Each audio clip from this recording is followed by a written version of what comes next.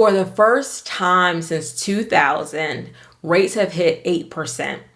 Not to mention the war in Israel, high home prices, and lack of inventory. It's a crazy time to be in the market. What I'm seeing with buyers is that they're falling into one of three groups, first-time home buyers. They're falling into 1 to 3 groups. And I want to talk about these groups, and you're probably in one of them, and some advice to what you can be doing. I'm Shaheedah Hill, getting you over the hill to home ownership and helping you confidently buy your first home. The 3 groups that I'm seeing right now are, number 1, you can't afford a house. Right now, according to Redfin, you need a household income of $114,627 to afford the average home in America. And that is high. I don't know a lot of people that their household, especially if they're in a single household, probably if they're in a double income, a 2-income household, they might be approaching this or over this. But for the average family, I'm not sure they are at $114,627. Actually, the average household income is right about $75,000. So for a lot of people, home ownership is simply just out of reach. They can't afford it. Number 2, you can afford it. So you're probably making over the $114,000, or you're living in a more affordable city and you're making a good income. You can afford it, but there's no way that you're going to buy at these rates. And then lastly, number 3, you are still in the market. You need a house. Maybe it's because of family. Maybe it's because you are tired of living in an apartment. You're ready to buy a house, and you are buying regardless of interest rates and prices. So let's talk through those 3 groups of people. You're probably in one of them, and give you a few tips for the end of this year, beginning of next year. If you're in group number 1, the I just can't afford it group, you are right to wait. You should be waiting this out because you do not want too much of your income going toward your mortgage. I've done this video all about how much of your income maximum should be going toward a mortgage payment. So right now, you shouldn't be buying if you cannot, if you have to spend 50% or more of your income on a mortgage, you shouldn't be buying a house right now. But what you should be doing instead, while you're waiting, right, is reducing expenses, even if that means moving in with family or a more affordable living arrangement. Because a lot of people, although rent is high, they're paying high rent as well. So you're paying high rent, you're not able to save any money. So try to reduce your expenses as much as possible. And if you have to move in with your family, if that's something you can do, maybe for a year, 2 years, so you can save, you can pay off debt, you need to start focusing on that. Maybe you need a roommate. Try to make sure you're living as lean as possible so you can start saving money, reducing expenses. That's my second one, saving money. Start saving money. Saving more money toward that down payment, saving more money toward your emergency fund. So when it's time for you to buy and the time is right, you have your money ready.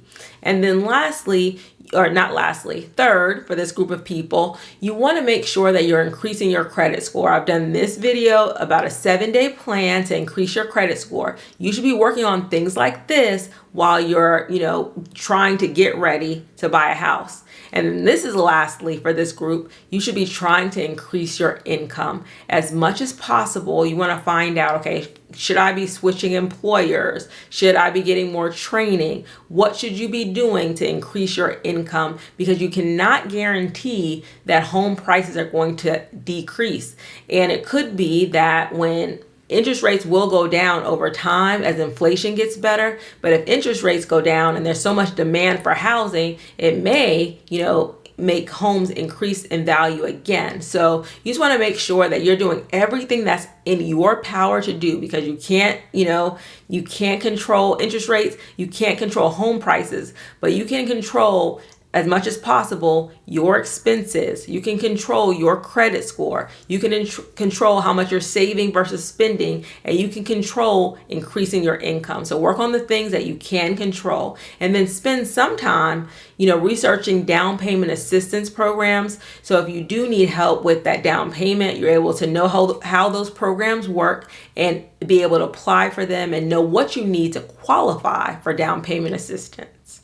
All right, let's move to group number 2. You're saying, I'm not buying at 8% and I'm not buying at these high rates. Well, the good news is rates are predicted, at least by the Mortgage Bankers Association, Wells Fargo, Home Builders Association, and NAR, the National Association of Realtors. Can't say that today. All predict that rates will be between 6 and 7% in 2024.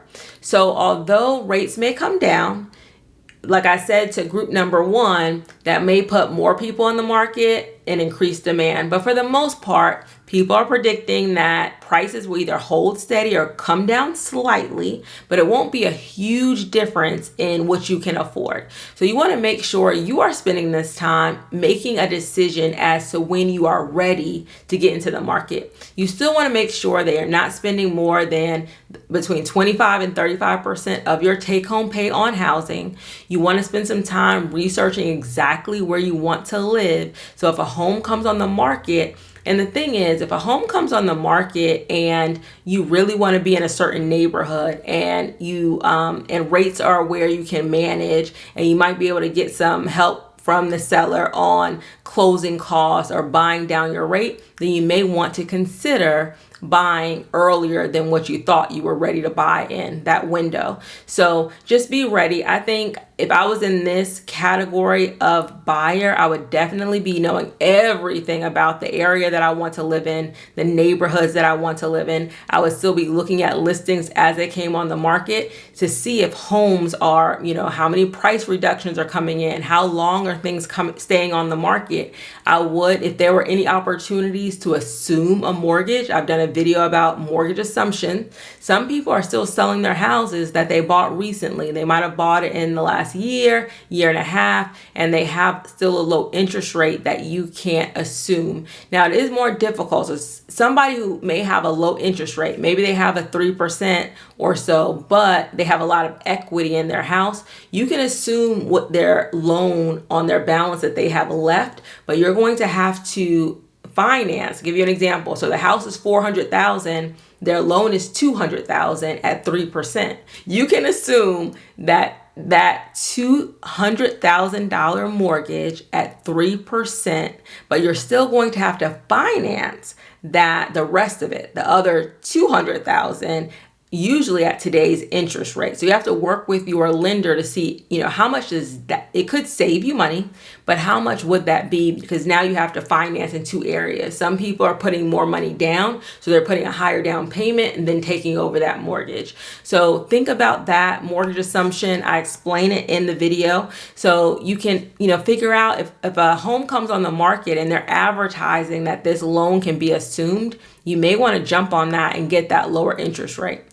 All right, so now we're up to our last group. You are in the market and you're ready to buy regardless of rates and regardless of prices. If you're in the market right now, there is some hope for you because there's less competition. There are a lot less people that can afford to buy a house at 8%. So think about group number 1, a lot of them are out of the market. So you need to look for opportunities. Homes staying on the market longer than average, they probably are willing to pay more of your closing costs. You take those closing costs, you buy down your rate. They're probably willing to do more repairs, that sort of thing. So, or even come down in the price. Again, if the house has been on the market for longer than what is average for your area, you still might have more competition. If there's a move-in ready house that a lot of people want, it may be 2 or 3 people that may want that house. So you still may have to compete against them, but your opportunity is in homes that have been on the market longer than average. think about like 2 months on the market, 45 days on the market, those people are more willing to negotiate, more willing to sell. So you want to think about that. Also, look for new construction promotions where they're giving you a lower interest rate. I know D.R. Horton has had 5.5% for a while now. So a lot of the builders are giving you a lower, they're buying down your rate. Some of them haven't come down on the price, depending on where you are. Some of them have, but most builders have incentives that can help you on the price. And also make sure you're willing to stay in that house for 7 to 10 years. Do not just say, because the higher the interest rate, the longer it's going to take you to break even on that house. So you want to make sure that you are willing to stay in the house you're about to buy for at least 7 to 10 years so you can ride out some of this volatility in the market. And if your lender or your agent is saying, oh, you can just refinance, you need to make sure you understand how refinancing works, because it doesn't always make sense, or you may not always have an opportunity to refinance. So if you're really pushing your budget saying, okay, I'll pay 8%, but I plan on next year refinancing to 6% or 5%, you don't need to, bank on that. You want to make sure you can afford that home at 8%. If you can afford it at 8%, then it's even better if it goes down. But if you're pushing it at 8%, saying, okay, I'll increase my budget to afford 8%, and it doesn't go down in the year or 2 years as promised, right, by the lender,